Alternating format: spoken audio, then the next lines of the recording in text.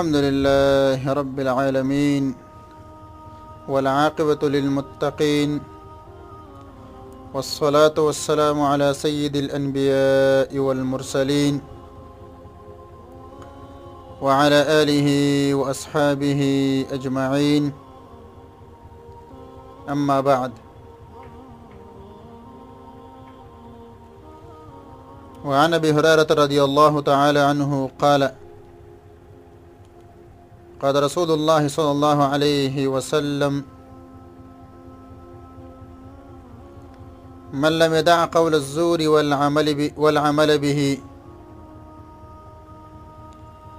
فليس لله حاجة في أن يدع طعامه وشرابه.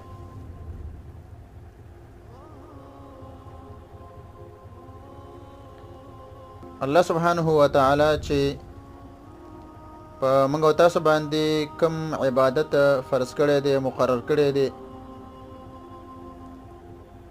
په دې عبادت کې ورسره ډېرې فایدې، ډېر خیرونه او برکتونه میخي. په یو عبادت کولو کې یوازې فرض ادا کول مقصود نه وي. د فرضي ادا کولو په خوا کې څه خیرونه وي، څه برکتونه وي، څه فایدې وي. لکه موږ به انشاءالله د روجو په فایده باندې او یا د رمضان په فایده باندې بحث کوو چې په رمضان کې څومره فایدې دي. ډېرې زیاتې فایدې په دې کې دي، لیکن یو څو به ترې موږ او تاسو انشاءالله دې دپاره ذکر کوو چې د دې فایدو د وجې نه زموږ او ستاسو د روجو نیولو سره او خاص کر به د رمضان د میاشت سره زمونږ مینه محبت پیدا شي. کله چې مونږ دې فایدو نه خبر شو، نو بیا به دا روجې نیول راته خوند راکوي او د روجې نیول به راباندې بوج کېږي نه. کله چې انسان د یو کار د فایدې نه خبر نه، نو کله کله پې دا کار داسې بوج غوندې شي، قدر ورسره پوره نه وي. منګ او تاسو به د فایدې دې لپاره بیانوو چې انشاءالله د روجې به منګ او تاسو باندې بوج کېږي نه، او هر یوه روجه چې نیسو نو زمونږ به پې د زړه یخېږي، ځکه په دې هر یوه روجه کې به منګ او تاسو په دې فایده باندې نظر ورچوو چې دې کې دا فایده شوه، دا پکې حاصلېږي، د څومره فایدې دي په دې کې. ډېرې فایدې دي. اوله فایده په دې روجه نیولو کې دا ده، کله چې موږ تاسو روجې نیسو او خاص کر کله چې رمضان شروع شي، نو په دې کې نبی صلی الله علیه وسلم فرمایلی دي چې کله رمضان راشي نو فتحت ابواب الجنه، د جنت دروازې کولاوي شي، ولم يغلق منها باب، نو د جنت یو دروازه نه بنديږي، ټول دروازې د جنت خلاص شي، ایوم پکې بندنی. دا څومره فایده شوله.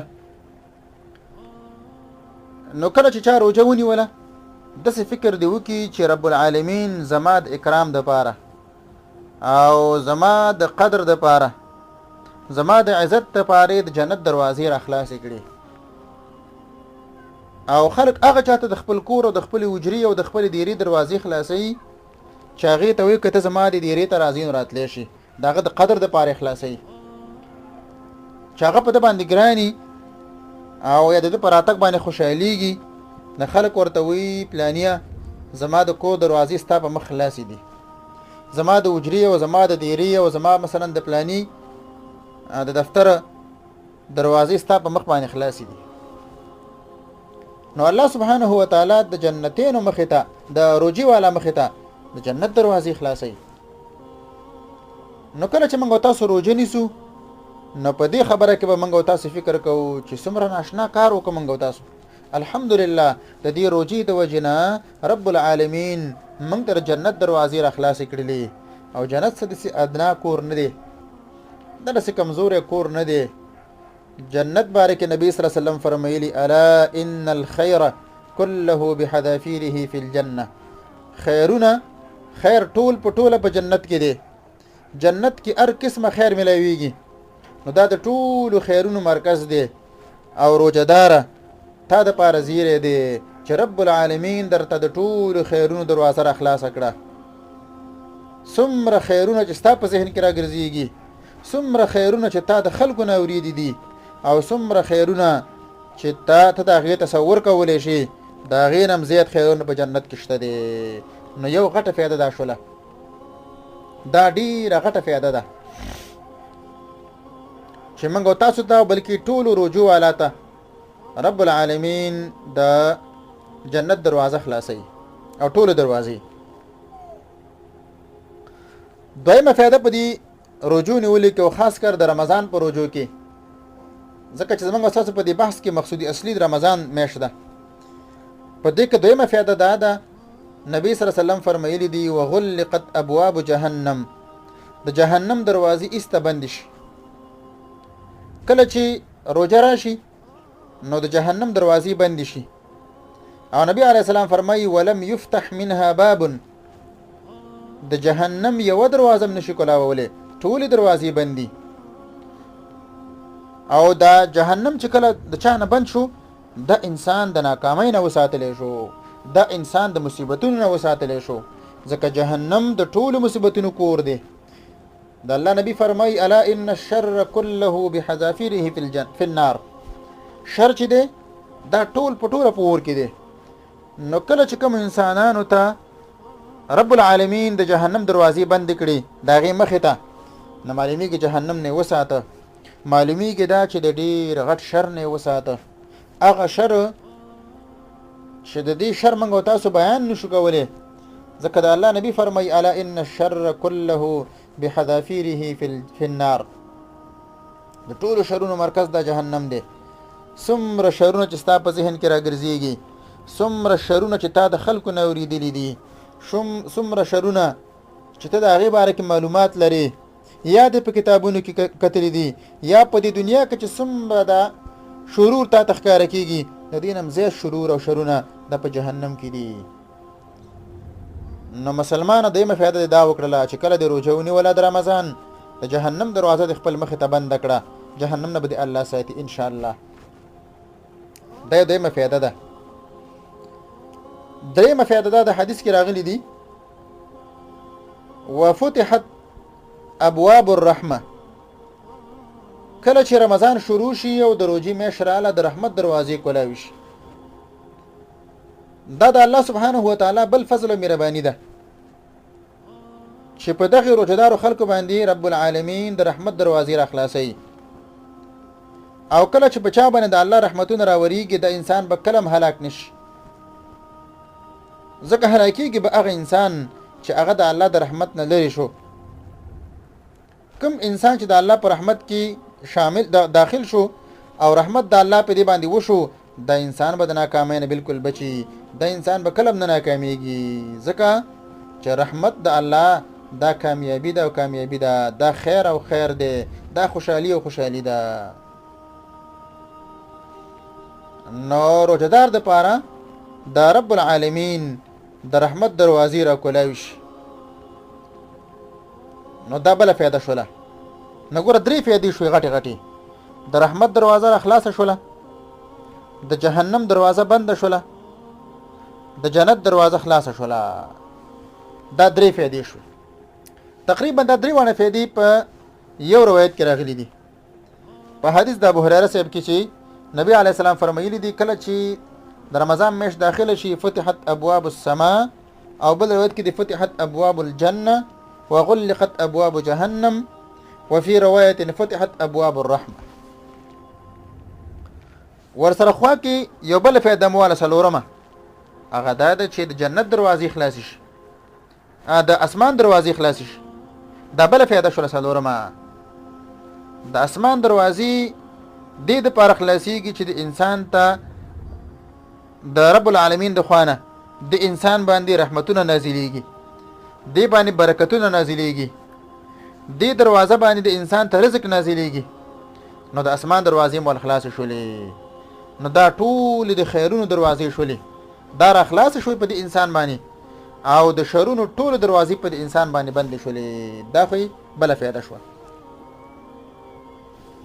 پنځمه فایده دا د پدې روزو نیولې کې او خاص کر د رمضان په روزو کې نبی علی السلام فرمایلی دي وسلسله الشیاطین، شیطانانو کې زنجیرونه واچول شي، اتکړې په دې کې واچول شي.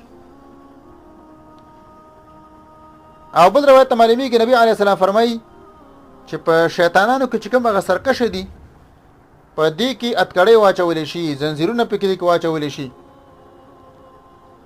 دا ورانکاری پیران مستبندین شي، رب العالمین خپل جیل ته ورواچي او دا شیطانانم. نو دا زمونږ استاسو لپاره یو بل د الله رحمت شو. هغه دا چې په دنیا کې د ټولو گمراهانو مشران، د گمراه کوونکو مشران او د گمراهانو بنیادونه یخودون کی دا شیطانان دي. د هر گمراهی بنیاد داګ دي، د هر ګناه، د هر جرم، د هر فساد، کفر ته دعات دادي، شرک ته دعوت دا چلی، بدعت ته دا چلی، شهوت ته دا چلی، ظلم ته دا چلی. نو دا دعات دي د شر. دا د شر د عین الله بند کړل. کله چې د شر داعی بند شي نو انسان د ګناهونو دي سره بنديږي. نو دا د رب العالمین د خوانه منګو تاسو باندې یو پنځم فضل وشو. پنځمه چې شیطانان وتړلې شو، او شیطانان چې دا رب العالمین په دې مخلوقات باندې را لېږلي دي د امتحان دی چې هغه گمراه کوي. چې څوک د شیطان خبره مني او څوک د رب العالمین قانون مني. منګو تاسو ټول انسانان د پیدایش نواله تر مرګ پورې د امتحان کیو. یو خوانه دعوت ته د رب العالمین او داغه د کتاب، داغه د دعاتو، او بل خوانه دعوت دی د شیطان او داغه د ملګرو. خو لیکن په رمضان کې د رب العالمین فضل او کرم دی چې دغه دعوت د شیطان دی وخت بند شي. ځکه شیطانان بند شول، اتکړې پکې واچولې شو، زنجیرونه پکې واچولې شو. لیکن ذهن کې یو سوال پیدا کیږي او اشکال هغه دا چې ډیر وخت منګو تاسو په دې رمضان کې به هم ګناهونه کوو، کډیر نه کو سناسه خو کو. بعض ظالمان په کې غټ غټ ګناهونه کوي، په دې رمضان کې غټ غټ ګناهونه کوي، او سره دا غي چې شیطان تړل شوی د الله نبی فرمایلی دي. نو جواب دا دی چې منګو تاسو چې ګناهونه کوو نو د ګناهونو د پاره دعات د اصل کې دوه دي. یو شیطان دی، دویم نفس د انسان دی. شیطان اگر که تړل شوی دی دا نفس د انسان د خپلم ګناهونه غواړي، د خپل میلان د شهوتونو په طرف باندې دی، دا خپل میلان هم د جرمونو په طرف باندې دی. نو دا دغه بل میلان دا د دې ګناهونو یو بل داعی دی د نفس. نو دا کم ګناهونه چې موږ تاسو کوو، که موږ تاسو فکر وکړو عام مسلمانان په دې رمضان کې د سریر ګناهونه نه کوي، خو سنا سو اړه خو تی بهم کیږي، هغه د نفس غوښتنه ده. ان النفس لاماره بالسوء، دا د نفس غوښتنه ده. کله چا په نفس کې شرونه به ډیر پاتې نو هغه ډیر ګناهونه تی وشي، کله چا په نفس کې شرونه کم نو هغه نه کم ګناهونه کیږي. هر انسان په دې باب کې په خپل ځامن پوهه دی. نه فلهذا غرض ماده چې دا ګناهونه موږ تاسو کو سره د شیطانان تړل شوی دي. د دې اصل کې وجه دا ده چې زمنګ نفس تړل شوی نه دی، هغه موږ سره دی، هغه په موږ تاسو باندې ګناهونه خواري کوي. نو دا تقریبا د رمضان پنځمه فائدہ دا و چې شیطانان په دې کې وتړل شول. نو د دې ګناهونو دا غټ غټ داعین، غټ دعات، غټ گمراهان چې دي او گمراه کوونکي چې دي دا خو الله وتړي.